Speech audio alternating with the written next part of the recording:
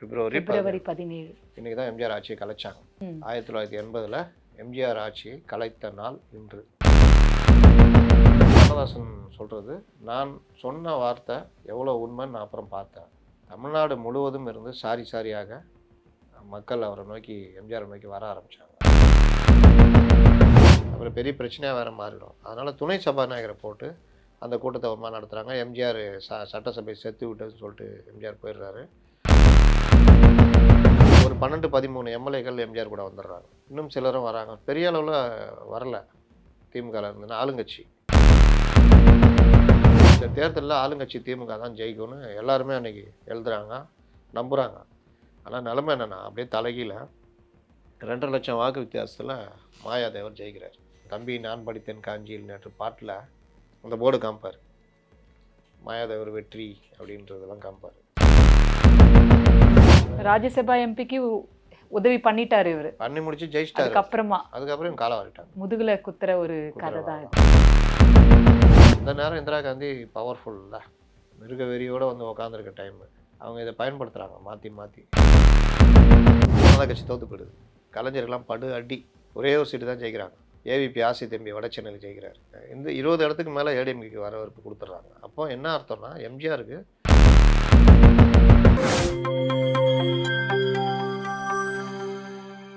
நியூஸ்பிக்ஸ் India நேயர்களுக்கு வணக்கம். என்றென்றும் எம்ஜிஆர் பகுதிக்கு உங்களை அன்புடன் வரவேற்கிறோம். முத்தலீப் சார் வணக்கம். வணக்கம் சார். சென்ற வாரம் நம்ம பேசும்பொழுது எம்ஜிஆர் கலைஞர் இவங்க இருவரோட பிரிவு, அவர் வந்து கணக்கு கேட்டார், அதுக்கப்புறம் வந்து பிரிஞ்சுட்டாங்க, கலைஞரோட கால்குலேஷன் தப்பு அப்படின்னு பலர் கருத்து தெரிவித்தாங்க அப்படின்னு சொன்னீங்க. ஸோ நம்ம அதிலிருந்து ஆரம்பிக்கலாம் சார்.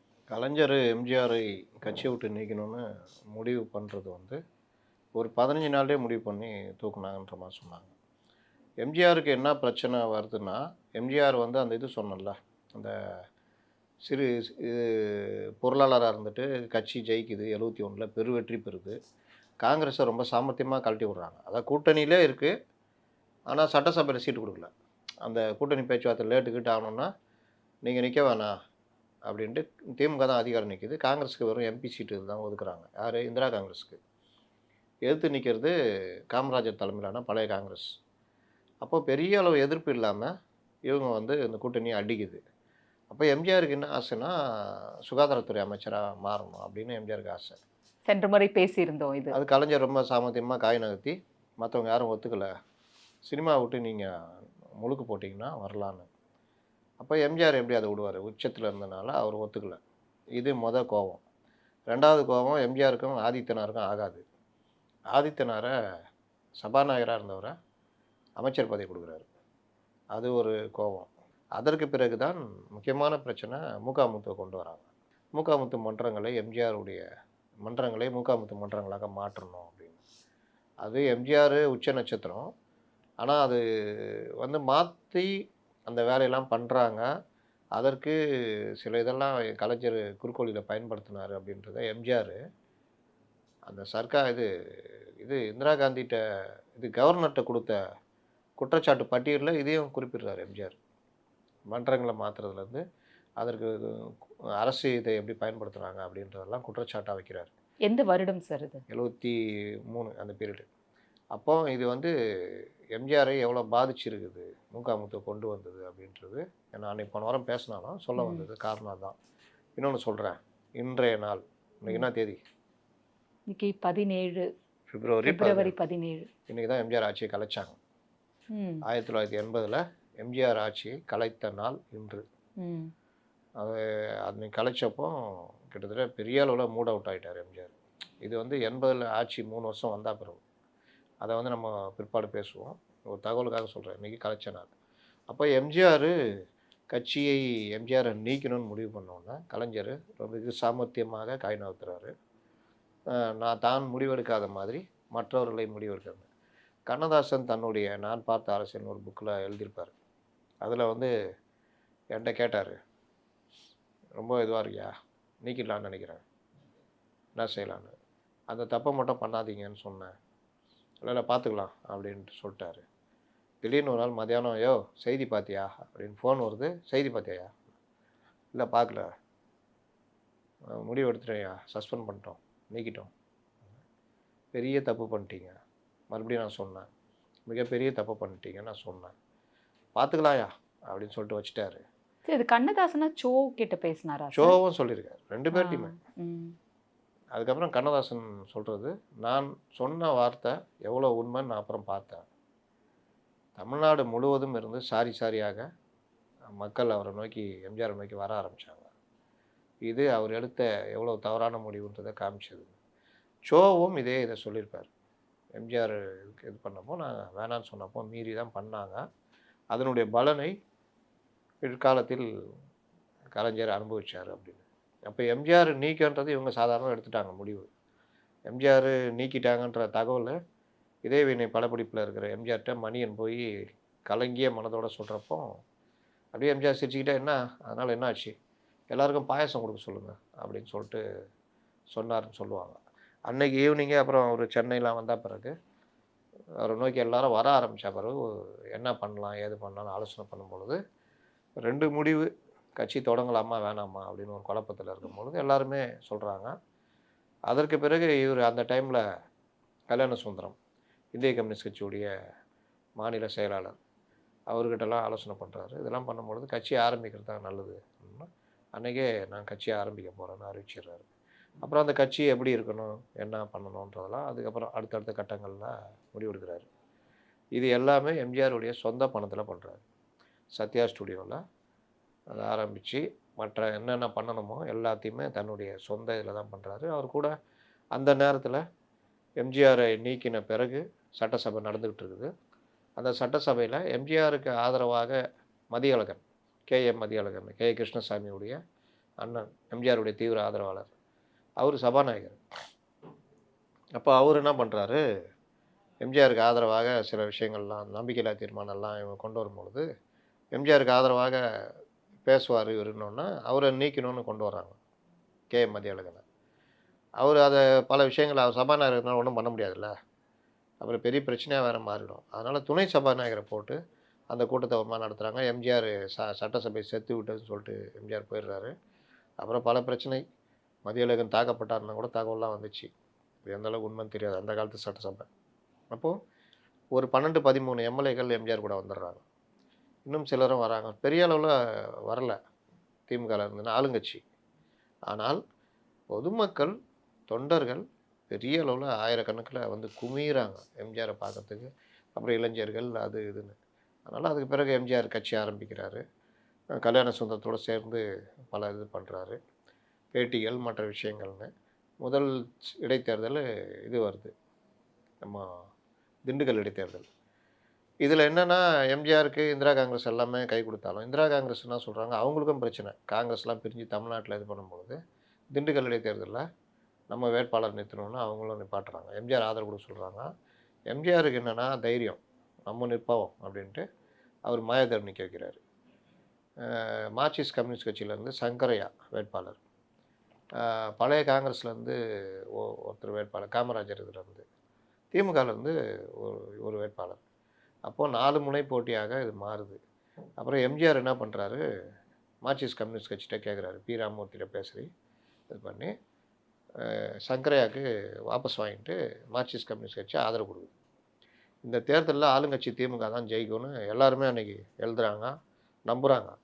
ஆனால் நிலைமை என்னென்னா அப்படியே தலைகீழ 2.5 லட்சம் வாக்கு வித்தியாசத்தில் மாயாதேவர் ஜெயிக்கிறார். அது நீங்கள் அந்த இதில் கூட பார்த்தீங்கன்னா தெரியும், தம்பி நான் படித்தேன் காஞ்சியில் நேற்று பாட்டில் அந்த போர்டு காமிப்பார், மாயாதேவர் வெற்றி அப்படின்றதெல்லாம் காமிப்பார். அப்போ அந்த இது வந்து எம்ஜிஆருக்கு ஒரு தெம்பை ஏற்படுத்துச்சு. அப்புறம் சிங்காநல்லூர் இடைத்தேர்தல், அரங்கநாயகம் கல்வி அமைச்சராக இருந்தார், அப்புறமா அவர் அங்கே ஜெயிக்கிறாரு இடைத்தேர்தல். இந்த நேரத்தில் தான் பாண்டிச்சேரியில் எலெக்ஷன் நடக்குது. அங்கே சட்டமன்றத்தில் ஆட்சியை பிடிச்சிட்டாங்க. அதிமுக முதல்ல ஆட்சியை பிடிச்சது பாண்டிச்சேரியில் தான், ராமசாமின்னு. 12 தொகுதி அதிமுக ஜெயிக்குது, 30ல் 12. 2 கூட்டணி கட்சியான மார்க்சிஸ்ட் கட்சி, அப்புறம் இன்னும் 2 கட்சி ஏதோ ஒன்று வருது. 16ல் 1 சபாநாயகர் போனதுனால 15 ஆகிடுது. அப்போ இது கிடைக்காதுல்ல, மெஜாரிட்டி கிடைக்காது. காங்கிரஸ்கிட்ட உதவி கேட்குறாங்க.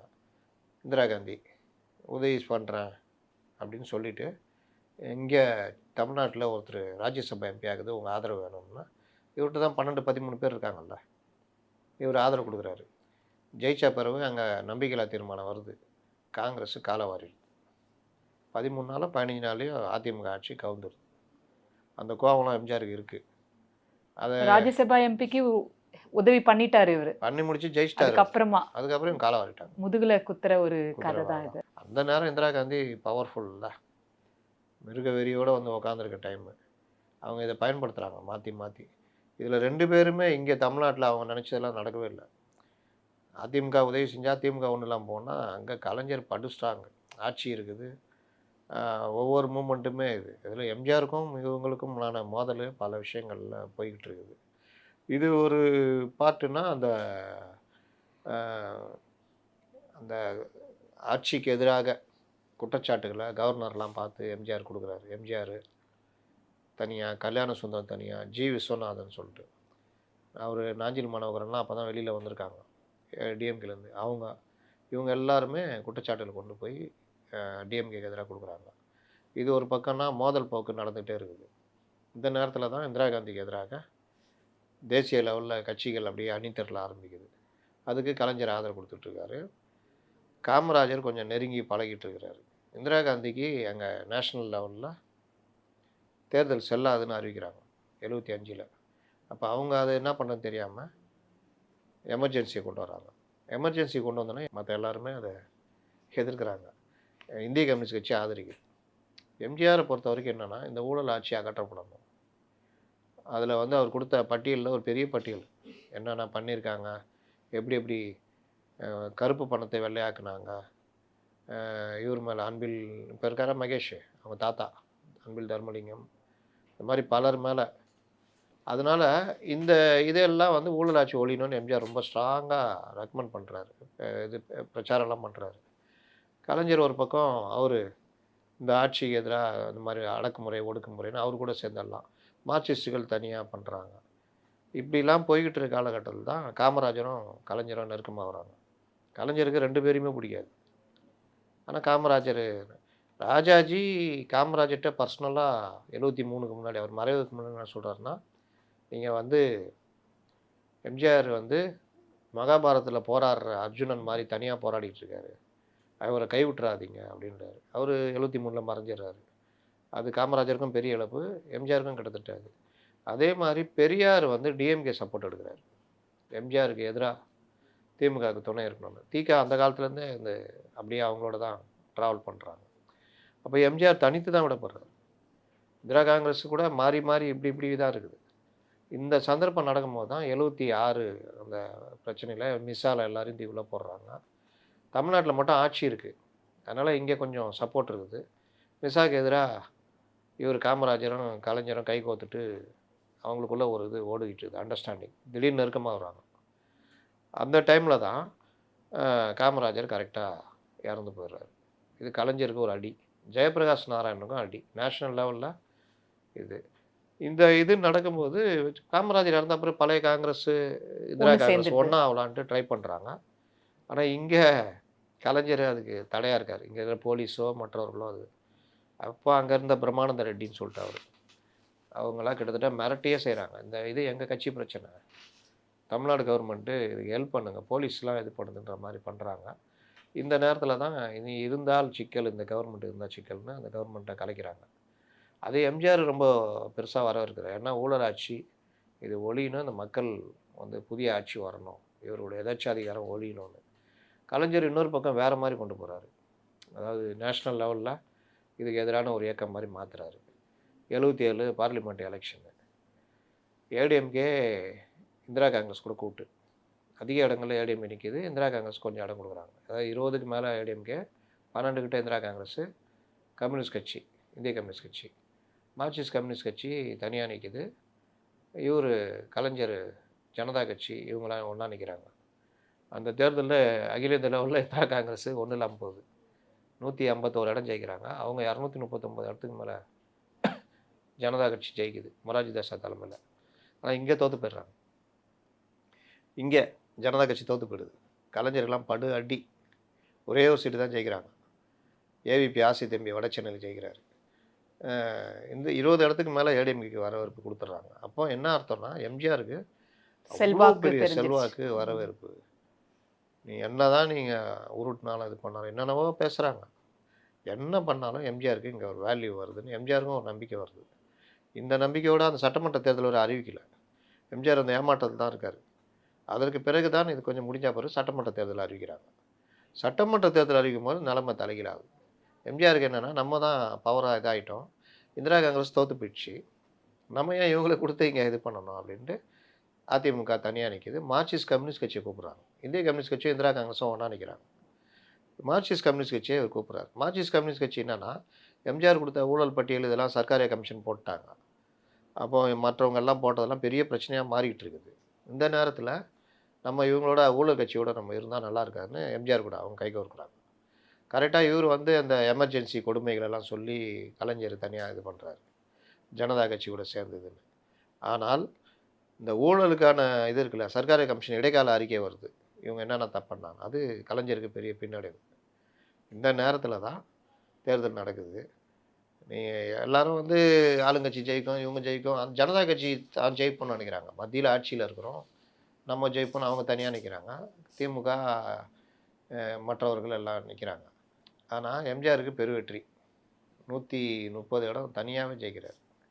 அது வந்து ஒரு இவர கலைஞரை ஏத்துக்கல. என்னதான் மிஸ்ஸா கொடுமைகள் எது இருந்தாலும், இந்திரா காங்கிரஸே இல்லாட்டினாலும் 4 முனை போட்டியில எம்ஜிஆருக்கு பெருவெற்றியை குடுத்தது வந்து எல்லாராலயும் பெருசா வரவேற்கப்படுது. எம்ஜிஆருக்கு கிடைச்ச வெற்றியாக அத எல்லாரும் பார்க்குறாங்க. அதனால 77ல எம்ஜிஆர் ஆட்சி அமைக்கிறாரு. கே.கே. ஷாவ தூக்கிட்டு கே.கே. ஷான்னா கலைஞர் கருணாநிதி ஷான்னு வாங்கலாம். அந்த அளவுக்கு நெருக்கமானவர்ன்னு.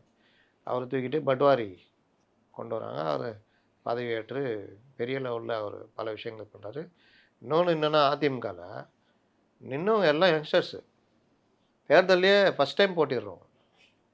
இவங்களெல்லாம் நிப்பாட்டி எம்ஜிஆர் ஜெயிக்க வைக்கிறாரு. எதிர்த்து நின்னவங்கலாம் பெரிய பெரிய ஆளுங்க. பல தேர்தல் பார்த்தவங்க. காங்கிரஸ்லயோ, திமுகலயோ இதுலயோ.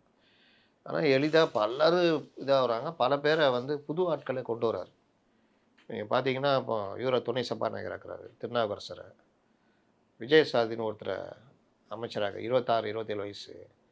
ஆ முத்துசாமி 28 வயசு. இந்த மாரி பல இளைஞர்கள் புதுசா வந்தவங்கலாம் மினிஸ்டர் ஆகுறாங்க. ஹெச்.வி. ஹண்டே அவர எம்ஜிஆர் சுகாதாரத்த வச்சுக்கிறாரு. அவருக்கு ஒரு இது எண்ணம். அப்ப ஹண்டே குடுக்கலன்னு சொன்னேல்ல, ஹண்டேவ இப்ப என்கிட்ட 80ல தான் ஆக்குறாருன்னு நெனைக்கிறேன். ஆமா, எனக்கு குடுக்கலன்னு சொன்னேன்ல, நான் நான் வச்சுக்கிறேன்ட்டு வச்சுக்கிறேன். வச்சுக்கிறாரு. அந்த மாரி மந்திரி சபை பிரிச்சு பண்றதெல்லாம் நடக்குது. இவர்கள் 48 இடம். ஆம். திமுக எப்பவுமே ஆளுங்கட்சிய விட எதிர்க்கட்சியா இருக்கும்போது தான் அதனுடைய வீரம், பாய்ச்சல் அதிகம் இருக்கும் அப்படின்னு கலைஞர் சொல்லிட்டு அந்த 48 எம்எல்ஏக்களோட இறங்குறாரு. மொழிக் கொள்கையில் நாங்கள் இரட்டை குழல் துப்பாக்கியாக செயல்படுவோம் அப்படின்னு சொல்லிட்டு அதிமுகவுக்கு நாங்கள் ஆதரவு இந்த விஷயத்துல பண்ணுவோம் அப்படின்னு. அது ஸ்டார்ட் ஆகுது. அதுக்கு பிறகு பல விஷயங்கள்ல எப்படி எப்படிலாம் மாறுபட்டார்கள் என்னான்னு. எம்ஜிஆர் 77ல ஆட்சி பிடித்த பிறகு அதுலேருந்து 80ல அவர் ஆட்சி கலைக்கிற வரைக்கும் எப்படி எப்படிலாம் மாறுது. காங்கிரஸ் கூட எங்கே மாறுபடுறாரு. அவ்வளோ கொடுமை புரிந்த இந்திரா காங்கிரஸ் எப்படி கலைஞர் கூட கூட்டணி வைக்கிறாங்க. இடையில இந்திரா காந்தி எப்படி தாக்கப்படுறாங்க. கருப்பு கொடி போராட்டத்தில் நெடுமாறன் எப்படி காப்பாத்துறாரு. இந்த மாதிரி விஷயங்கள்லாம் நம்ம வரக்கூடிய அடுத்த வாரங்கள்ல பேசலாம். சார், இதுல ஒரு கேள்வி. திமுக அமைச்சரவையில அப்ப இருந்த பல பேர எம்ஜிஆர் அவர்கள் வந்து படிக்க வச்சு பல உதவிகள் செஞ்சிருக்காரு அப்படின்னு சொல்லுவாங்க. அதுல துரைமுருகனும் ஒருத்தர் அப்படின்னு துரைமுருகனே ஒரு முறை சொல்லியிருக்காரு. கார்டியன் ம். படிக்க வச்சது மட்டும் இல்லை, கார்டியன். கார்டியனே எம்ஜிஆர் தான். ம். ம். இப்ப பிரிஞ்சு போகும்பொழுது துரைமுருகன் தெளிவா இந்த பக்கமே நின்னுடுறாரு. அதை எம்ஜிஆர் எப்படி எடுத்துக்கிட்டாரு சார்? இவருக்கு ஏன் தோணல? நமக்கு தானே இவர் எல்லாம் செஞ்சாரு கூட போகணும்னு. இவருக்கு தோணலைன்னா இவருடைய நன்றி கெட்டத்தனம்னு சொல்லுவேன் நான். கேட்டால் கலைஞர் மேலே விசுவாசம். ஆனால் எம்ஜிஆர் கூட போயிருந்தா ஒரு அமைச்சராக கூட ஆயிருக்கலாம். அது என்னன்னு கலைஞர் மேலே ஒரு விசுவாசம் இருந்திருக்கும். இன்னொன்று எம்ஜிஆர் அது ரொம்ப சாஃப்டாக தான் எடுத்துக்கிட்டார். அது பெருசாலாம் அது எடுத்துக்கல. அவரே சொல்லியிருக்காரு சார். துரைமுருகனே ஏன்னா சொல்லியிருக்காரு. என்னையே நீ எதிர்க்கிறியா அப்படின்னு ஒரு தடவை இங்கே வா நீ அப்படின்ட்டு போயிடுவாராம். சட்டசபையில் இருந்து நீ வா அப்படின்ட்டு அவர் அறைக்கு போயிடுவாராம். போனோன்னா உனக்கு அவ்வளோ இதுவா உனக்கு அப்படி இப்படின்னு செல்லமாக திட்டிட்டு அனுப்பிச்சி விட்டார் அப்படின்னு. எம்ஜிஆர் அதை ரசித்தார், அவ்வளோதான். ஒரு பக்குவப்பட்ட மனதால தான் வந்து அந்த மாதிரி கையாள முடியும்ல. எம்ஜிஆர் எப்பவுமே அப்படிதாங்க. நீங்கள் எம்ஜிஆரோட பயங்கரமாக பாலதண்டாயுதம் நம்ம கதை சொல்லியிருக்கோம்ல, அவ்வளோ கடுமையாக எதிர்த்த பாலதண்டாயுதத்தை ஜீவா சிலை அமைக்க கேட்க போகும்போது ஓடி வந்து கட்டி பிடிச்சிட்டு உங்களை பற்றி ரொம்ப கேள்விப்பட்டிருக்கேன், எனக்கு நேரில் பார்க்குற வாய்ப்பு இப்போ தான் கிடச்சிது அப்படின்னா பாலதண்டாயுதத்துக்கே ஆச்சரியம். ஆனால் நம்ம எவ்வளோ பேசியிருக்கோம் இவரை எப்படி இது பண்ணுறாருன்னு. அப்புறம் ஜீவா என்ன பண்ணுங்க, நான் ஜீவாவுக்கு செலவைக்கணும். ஜீவாவுக்கு என்னை விட யார் செலவைக்க முடியும்? முழு செலவு நான் தான் அப்படின்னு சொல்லிட்டு இது பண்ணுறாரு. அதுக்கப்புறம் அந்த பணம் லேட் ஆகும்போதெல்லாம், ஏன்பா இப்படி தான் எம்ஜிஆர் பண்ணுவாராமே என்ன? அப்படிலாம் கிடையாது அப்படின்னா, அதே மாதிரி கூப்பிட்டு பெரிய தொகையை கொடுத்து செலவு வைக்கிறது, கலந்துக்கிறதுலாம் பண்ணுவார். பல விஷயங்கள்ல அவர் பேசுவாருங்க. அப்போ பாலதண்டாயுதம் அதுக்கப்புறம் எம்ஜிஆருடைய இதுவாகவே மாறிட்டார்னாங்க. அப்புறம் விமான விபத்தில் அவர் இறந்துட்டார் 79ல். அந்த மாதிரி பலரையும் எதிரிகள் குன்றக்குடி அடிகளார், அவருக்கும் எம்ஜிஆருக்கும் ஆகாது, அவ்வளோ பிரச்சனை. மண்டக்காடு கலவரம் வந்தப்போ குன்றக்குடி அடிகளார் போய் அங்கே சமாதானம் பேசி பண்ணும்பொழுது, குன்றக்குடி அடிகளாரை கூப்பிட்டு பாராட்டி, அரசு செய்ய வேண்டியதை நீங்கள் பண்ணீங்க, உங்களுக்கு ரொம்ப நன்றின்னு சொல்லிட்டு பாராட்டினார்னோம். அந்த மாதிரி அது டக்குன்னு அந்த இதெல்லாம் மாற்றி எதிராளியை கைக்கொள்கிற வேலை. எம்ஜிஆருக்கும் கலைஞருக்கும் நடந்த அந்த விஷயங்கள் பார்த்தீங்கன்னாலே இதாக இருக்குமே. அவ்வளோ சண்டை, அவ்வளோ பிரச்சனை. முதல் எதிரி எம்ஜிஆர் தான்.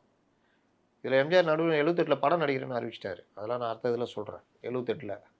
ஆனால் எம்ஜிஆர் கலைஞர் மேலே அவ்வளோ ஒரு இது இருந்தாலும், மற்றவங்க கருணாநிதியின் பேர் சொன்னால் கூட இருக்கும் ரொம்ப.